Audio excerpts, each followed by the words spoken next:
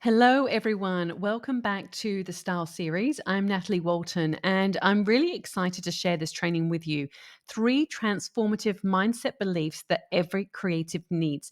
Now, before you think, I don't know if this one is for me, trust me, this is important. This is foundational to everything, no matter where you are on your journey.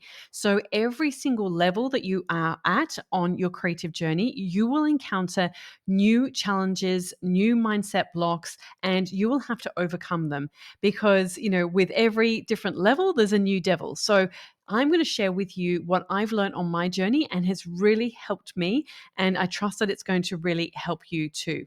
Because your mind is your most powerful asset.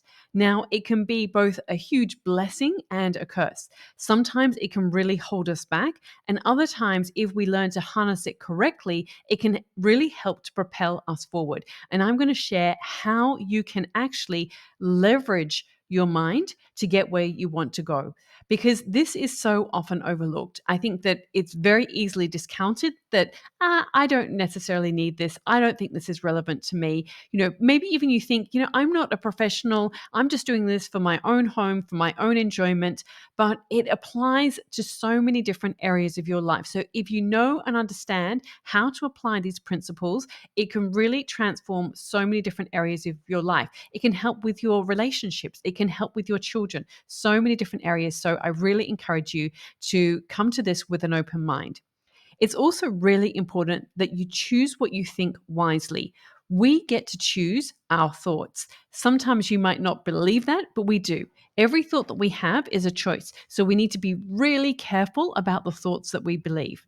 And then we need to sometimes also believe despite the evidence. Sometimes we can have a whole list of reasons why we think that we're not capable of doing something, why we think we're not capable of achieving something, or getting the type of career, the type of life, the type of success that we would deep down within us really like. So it's really important that we believe what is possible despite the evidence sometimes. And this is what will help us go to that next level, both with what we create and with who we become. Now, maybe for you, you think that, talk about mindset is just fluff and it's not really relevant, or it's not really going to help you in any sort of tangible way. Or perhaps you actually fear what you will find. You're worried that if you start digging a little bit in terms of the thoughts that you have and your beliefs, that you might start to uncover some uncomfortable truths, and you know that then you're going to need to have to deal with this. Or maybe you just feel like it's really low on your priority lists. You think, maybe one day I'll sort of do a little bit of work in this regard. I want to tell you how easy it is to do. And it is something that you can actually do quite quickly, instantly, and really help you to make progress on your goals and your dreams. Because what is really important for you to know and understand is that your thoughts create your results. I'm just going to repeat that again because it is so important. Your thoughts create your results. So let's see how this happens. This is the foundation of a training that I have within the Styling Masterclass, and it's called the Feel Good Formula. And I break down this process, and I also share the journaling prompts and the exercises and the questions that I go through to really work through this exercise. So basically, our thoughts create the way that we feel and our emotions. And the way that we feel about a particular situation, or the way that we feel about ourselves, relates to how we then act, the actions that then we take. And that ultimately creates the results that we have in our life. So, to think better thoughts or more helpful thoughts will help us to feel better about our situation. And when we feel better, we'll actually be more likely to act in alignment with who we want to be and how we want to live. And then we will get the results that we want in our life. So we need to think helpful thoughts. We need to feel better emotions. We need to act in alignment, and we will get the results that we want. It's really simple, and yet so often our brains make it complicated. Our brain wants to keep us safe. It wants to keep us protected. It wants to, just keep us away from any kind of predators or anything kind of harm. But that is the primitive part of our brain. And we really need to tap into that higher functioning part of the brain, the prefrontal cortex. So when we do that, when we make thoughts ahead of time and we really make decisions based from that point, then we make better thoughts, make better decisions, and create the life that we actually want. Even Buddha said, "You think what you think, you become." It's really important to know and understand this. So, the first big idea that I want to share with you today is that it is really important for us as creatives to take responsibility. It is so easy to attribute blame to everything around us. And that is the reason why we're not achieving what we want to achieve. Or that's the reason why we're not having the success that we want, or we're not getting the results that we want. And it's very easy to portion out blame, but instead we need to take responsibility. I really knew and understand this idea when I was doing research for my best-selling book, This Is Home. I went into a lot of research about what is it about, first of all, why do we even need homes? Like why did we go from living in communal societies? We would live in these big old houses, and the hall, that was like the hall was actually the main living area. That's why, like, Toad Hall and The Wind in the Willows, people used to live in halls, and that's why they were called, such and such hall. And so that's how people used to live. And I was curious, why is it that we actually started living in our own individual homes? And I went into the history and the psychology of like human development and all of these different things. And I really wanted to know and understand this because I felt that this was foundational to how we can understand how our homes can help us. And so, what I learned on this journey is that we really need as people to become, we need to feel safe, we need to feel secure. And ultimately, once we have those foundations, then we need to become self actualized. So I did lots of different research. And some of the research that I did, I actually came across the book, which I'd seen over the years, The 7 Habits of Highly Effective People. And there was a concept in this book that really hit a nerve for me. And Stephen Covey wrote this book, and he said, look at the word responsibility, responsibility, the ability to choose your response. Highly proactive people recognize that responsibility. They do not blame circumstances, conditions, or conditioning for their behavior. Their behavior is a product of their own conscious choice based on values rather than a product of their conditions based on feeling.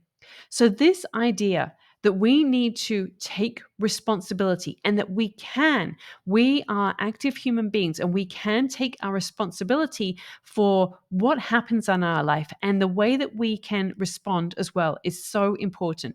He cites the work of Viktor Frankl, who was a psychologist in Vienna, and he ended up, being at as part of the Holocaust, and he was in a camp, lost his wife, his unborn child, most of his family.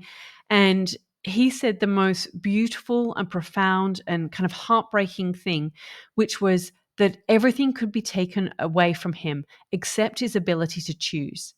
And when I heard that, it was such a light bulb moment. And even as I say this now, it kind of brings a tear to my eye because it is so powerful that we can choose. Doesn't matter what has happened in our life. It doesn't matter about our financial situation or who we're married to or where we live. We can choose how we respond. And we can also choose to be responsible, to take responsibility for the life that we want and the life that we're living. So I really encourage you to think about what can you do today? How can you take responsibility to move closer to the home and the life that you want? It's so important to think about how can I take responsibility for the results that I have in my life? And so it's really about this idea of creating agency for yourself, to not see yourself as somebody who life is happening to you, but instead to really look at yourself and think, how can I take responsibility? What can I do? As I mentioned earlier, one of the things that we can do is honor the decisions that we make ahead of time. So when we make decisions ahead of time, when we make it in a kind of calm, considered way, we're using that prefrontal cortex. We're not in that flight or fight kind of mode. We are just, we're being considered.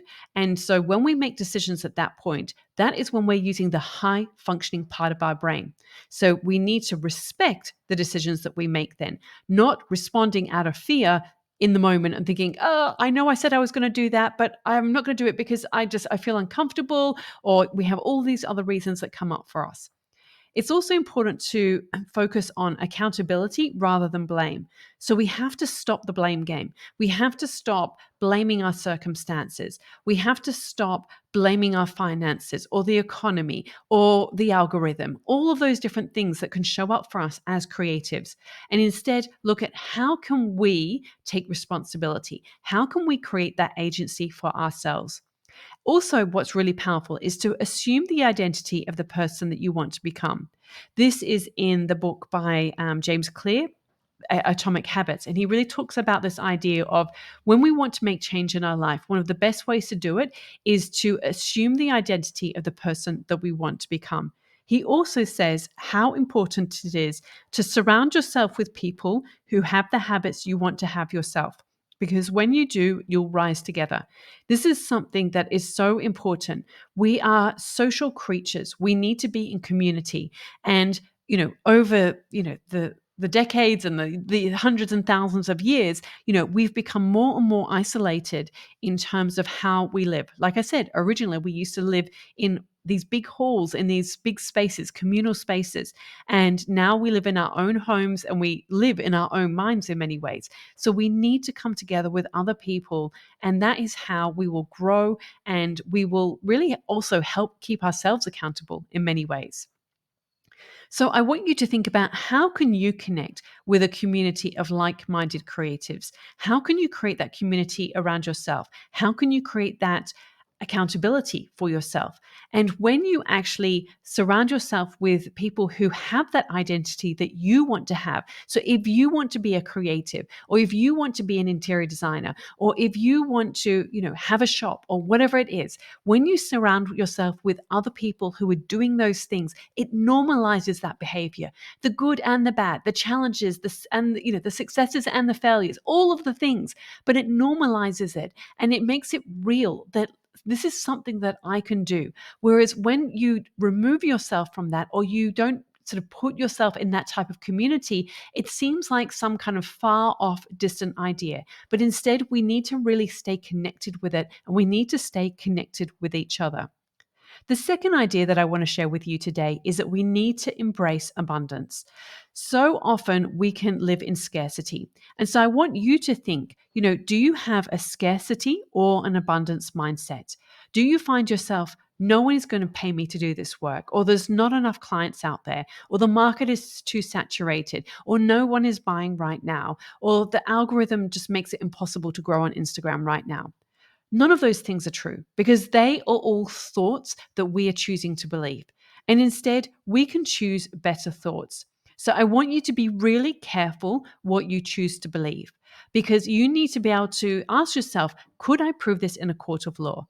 And if you can't prove it in a court of law, then it's just a thought, it's a belief. It's not actually true. Instead, we need to, like I said, think better thoughts. Now, on my journey, I moved out of the city. I moved out of Sydney and I moved to the country with my family. This was about 10 years ago now. And when we moved, I was living in this property. It was on 27 acres, and we had this cute little studio at the bottom of our driveway. And I had been working as an interior stylist for about 10 years at that point. And I had this sort of little whisper within. I thought, I would kind of like to do a workshop and sort of share the lessons that I'd learnt. But then I was really worried about it, because I thought, well, if I share what I've learned, then other people, they can go out and do styling and I won't have as many jobs. And, that's just going to make it hard for myself. And I really had a scarcity mindset. It's only now that I recognize this. And then I read this book by Paul Arden, and he said, give everything you know away and more will come back to you. And that idea it just didn't sit well with me. I just didn't believe it. I thought, how can you give everything away you know and more will come back to you?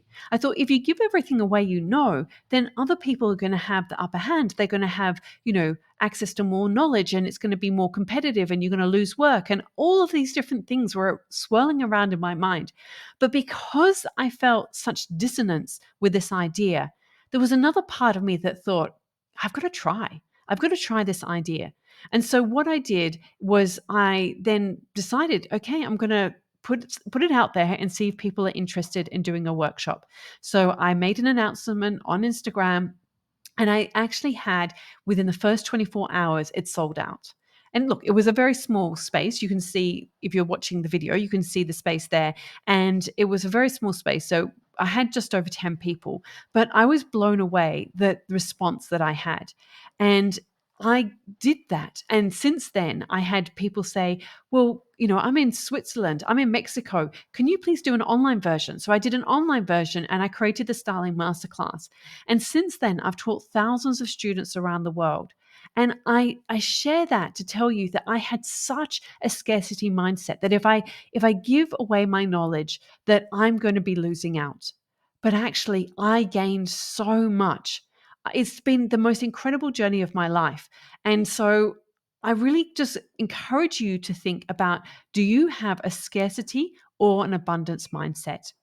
There's also this idea of a growth or a fixed mindset.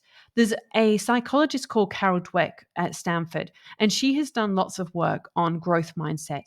And, there was this idea that if we just encourage children and we say, hey, you're doing such a great job and you're amazing, and just kind of showering them with praise, that will help them to become the best version of themselves. But what she actually found is that children who have a growth mindset, believing that intelligence can be developed rather than it's something that was necessarily innate in them, are better able to overcome challenges than those who have a fixed mindset, believing intelligence is predetermined. Because there was always this idea that, like, oh, they are smart, and that was like a very fixed idea that is just how they were born. That child is smart, and so they're going to do well in their, in their exams or in their tests in school and all of those things. But what her research proved was that actually it is when we are open to the belief that we can improve, that is actually when we do our best. And that when we think, that is just something that's predetermined, we don't actually grow, and we can actually do worse over time. So I share this because I think it's really important for you to know and understand that it doesn't matter where you are on your creative journey right now. You can develop. And when you have that growth mindset and thinking and believing that, hey, I can get better at this, I can improve at this, I can be as good as I want to be, that's having a growth mindset. And when you have that, anything is possible for you. So Carol Dweck said, in a growth mindset, challenges are exciting rather than threatening. So rather than thinking, oh, I'm going to reveal my weaknesses, you say, wow, here's a chance to grow.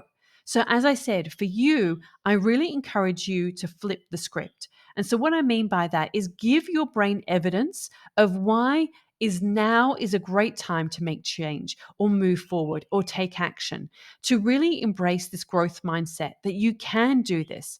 And so focus on what you have and your available resources. Surround yourself with people who have an abundance mindset, and reframe your thoughts. For instance, you can think, how is this good for me? Rather than thinking like, this is just too hard, I can't do this. That's a really fixed, and scarce mindset. But instead of thinking things like that, instead think about, how can I make this possible? And when you give your brain a good question like that, it will look for an answer. The third big idea that I want to share with you today is to take imperfect action. So, this is for you if you're feeling stuck and you want to do something, but you just can't seem to take action. Now, I have learned so many lessons in relation to all of these different lessons that I'm sharing with you today. But for me, for many, many years, I got stuck on perfectionism. And so, what I've learned, and these are some of the mantras that I kind of say to myself over and over again, that done is better than perfect. I can so easily have a tendency to want to focus on perfection. But instead, now I realize that getting things done is better than perfect because I learn when I get into action. And I will learn so much more than when I just get caught up in the procrastination of perfectionism. And also to focus on progress, not perfection. And the third one that I remind myself of is nothing feels as good as doing the work. I remember seeing this once. And I think it was Jordan Fernie, and she had a sign made up. She used to have a blog and a shop called I think it was Oh Happy Day.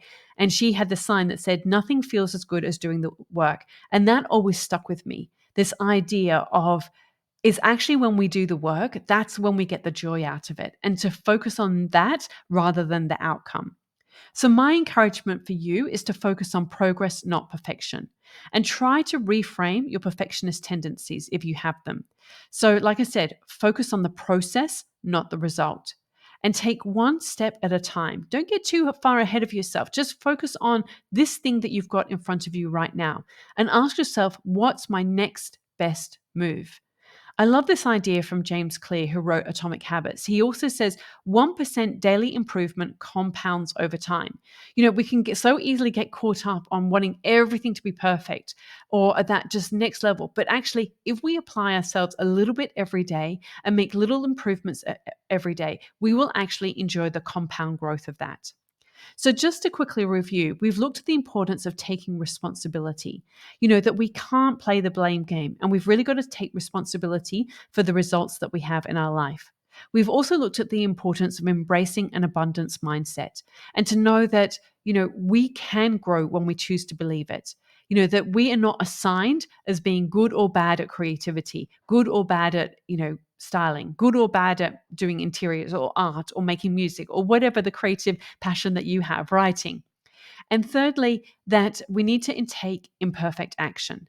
So, that's what I really want you to do today. I want you to think about how can you start taking imperfect action in one area of your creative life. I'd love to hear from you in the comments below. What's been most valuable? And as I said, please take action on at least one idea that I've shared with you today. You can learn more at nataliewalton.com. I would love to help you more on your journey.